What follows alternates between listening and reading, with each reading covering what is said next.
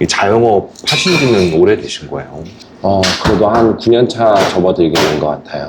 16년도부터 시작했으니까 한 9년 정도 됐네요.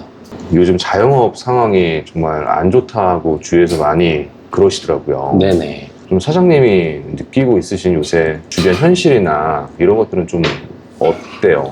많이 정말 힘들다라는 거는 매번 느껴지는 것 같아요. 실제 코로나 전까지만 해도 그래도 현장 매출이나 이런 부분들도 많이 활성화돼 있었고, 네.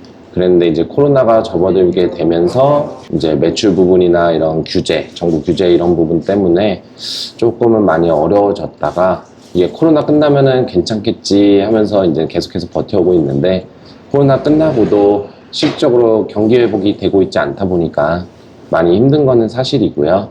근데 뭐 배달 시스템이나 이런 부분들 이런 것들을 이제는 같이 운영을 하고 있다 보니까 버티고 있는 것 같습니다. 네. 많이들 폐업하고 계시고요. 주변 지인분들도 보면은 네, 많이 폐업하시는 것들 보니까 인건비 문제 많이 큰 것 같고요. 계속 인건비는 오르고 있고 이제 그걸 낼 그 매출이 안 나오고 있는 거죠. 그러다 보니까 혼자서 이제 일을 해야 되는 상황이 오게 되고 그러다 보니까 체력적으로나 뭐나 이게 한계치에 다다르고 있고 그리고 두 번째가 이제 식자재 부분들이 계속 문제가 발생되는 것 같아요. 식자재가 달마다 오르고 있는 것 같아요. 다 같이 뭔가 이제 모든 자영업자 분들이 동일한 심정이실 것 같아요. 지금 손님들 오기만을 기다리고 있을 것 같고 언제 나아지지? 내년이면 괜찮아지겠지? 내후년이면 괜찮아지겠지? 하면서 하루하루 버텨나가고 있는 것 같습니다. 그럼 이렇게 자영업 하시면서 쉬시는 날은 좀 있으신 편이에요? 아직까지는 못 쉬어본 것 같아요. 제가 1년에 딱 2번 쉬는데 추석 때나 네, 할아버지 제사 때 네, 이럴 때 좀 쉬는 편인 것 같습니다. 그렇게 못 쉬실 수밖에 없는 상황이신 거예요? 일단은 고정비가 너무 그러니까 제가 쉬게 되면은 여기 월세나 이런 것들도 계속 오르고 있거든요. 2년마다 재계약할 때마다 그래도 건물주 입장이 있다 보니까 그러면 월세도 오르게 되고 이런 부분들이 있다 보니까 저희가 한 달에 정해져 있는 건 30일인데 여기서 하루라도 쉬게 되면은 그날 매출액을 잃게 되는 거가 있다 보니까 그러면은 쉬는 횟수마다 이제 발생하는 매출액이 그만큼 또 줄어들다 보니까 이 고정비라는 거를 무시 못 하겠더라고요. 이 장사를 하려면은 변동 비용은 그나마 제가 좀 줄일 수 있다라고 생각을 해요. 식자재라든지 이런 부분들도 조금 이렇게 싼 데 알아보고 그러다 보면 좀 줄일 수 있을 것 같은데 뭐 전기세라든지 월세라든지 그리고 최소 인건비라든지 이런 고정 관리비 같은 경우는 제가 노력한다고 줄일 수 있는 게 아니잖아요. 맨 처음 들어올 때 정해져 있는 거다 보니까 그러다 보니까 그 부분들이 이제는 높으면 높을수록 금액이 더 힘들어지는 사실인 것 같아요. 근데 이제는 한 번씩 이제는 월세 계약이 이제는 만기가 될 때마다 저희는 많이 솔직히 겁나죠. 건물주가 올리면 어떡하지?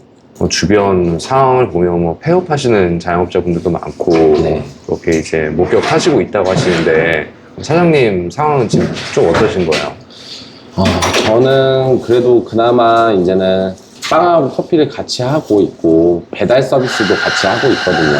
그러다 보니까 지금 버티고 있는 것 같아요. 근데 이제 배달 서비스를 안 하는 자영업자 분들은 많이 못 버티고 많이 나가시는 것 같더라고요. 네, 그리고 배달을 하더라도 그 배달 시장 안에서는 더욱더 경쟁사들이 많거든요.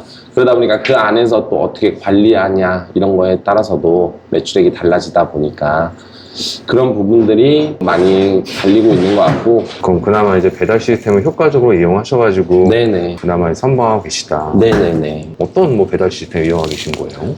저는 일단은 뭐 다른 배달 대행이나 이런 업체들도 이용하고 있지만 네, 지금 현실적으로는 요기요를 제일 많이 이용하고 있습니다. 근데 뭐 다른 자영업자분들도 얘기해보면 배달해도 남는 것도 없다, 힘들다 이런 말들이 많으신데 뭐 어떻게 효과적으로 이용하고 계시길래? 사실 그 말이 사실이거든요. 틀린 말은 없는데 근데 그 배달에 뭐 여러 회사들이 있지만 그래도 요기요가 제일 저렴한 것 같더라고요. 수수료라는 거를 배달 앱에서는 받아가요. 근데 그렇게 중개해주는 수수료 중에서 요기요는 9.7%로 제일 낮거든요.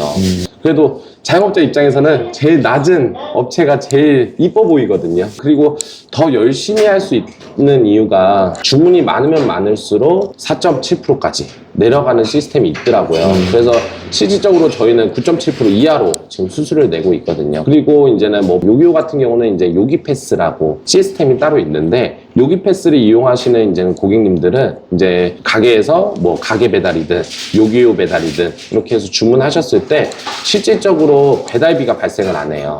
근데 그거를 다른 업체들은 저희한테서 이제 배달비를 받아가거든요. 근데 요기요는 저희한테서 배달비를 따로 안 받아가요. 그 정해진 수수료만 받아가죠. 이런 배달 시스템을 효율적으로 이용하고 계셔서 그나마 이렇게 선방하시면서 잘 업장을 운영하고 계신다. 이 맞습니다. 말씀이세요. 그럼 자영업자로서의 목표가 좀 있으실까요? 접는 날은 안 왔으면 좋겠다. 네, 접지 않고 꾸준하게 우리 직원들이랑 같이 해서 일을 했으면 좋겠다.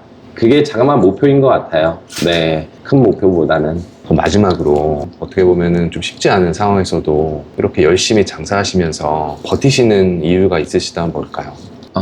정말 많이 힘든데, 이 힘든 와중에도 이제는 저희 이제 할아버지 할머니가 이제 독립운동가이셨는데, 증조 할아버지 증조 할머니가, 근데 그때 그 시절에는 얼마나 더 힘들었을까. 네, 제가 이걸로 힘들다 해도 그 시절에 비교하면은 책임감 있게 한번 버텨봐야지. 나도 뭔가를 그래도 할 수 있다. 그냥 뭔가 뭔가 후손이라는 이 책임감과 뭔가 끈기 이런 것들이 DNA를 받은 것 같아요. 그러다 보니까 이게 힘든 와중에서도 더 열심히 하려고 하고, 남들한테 더 좋은 모습 보여주고 싶고, 실수하면 안 되지, 나쁜 짓 하면 안 되지, 이런 생각으로 하루하루 버티면서 제 스스로를 다독이고 있거든요. 그러다 보니까 다른 분들도 이런 뭔가 하나를 잡으시면 좋을 것 같아요. 내가 버티는 이유, 뭔가 내가 어떤 이유 때문에 뭐 가족이 있으면은 내 가족을 위해서 버텨야지, 이런 부분으로 조금씩 버텨나가다 보면은 좋은 일이 있지 않을까 싶습니다. 네. 네, 맛있게 드세요.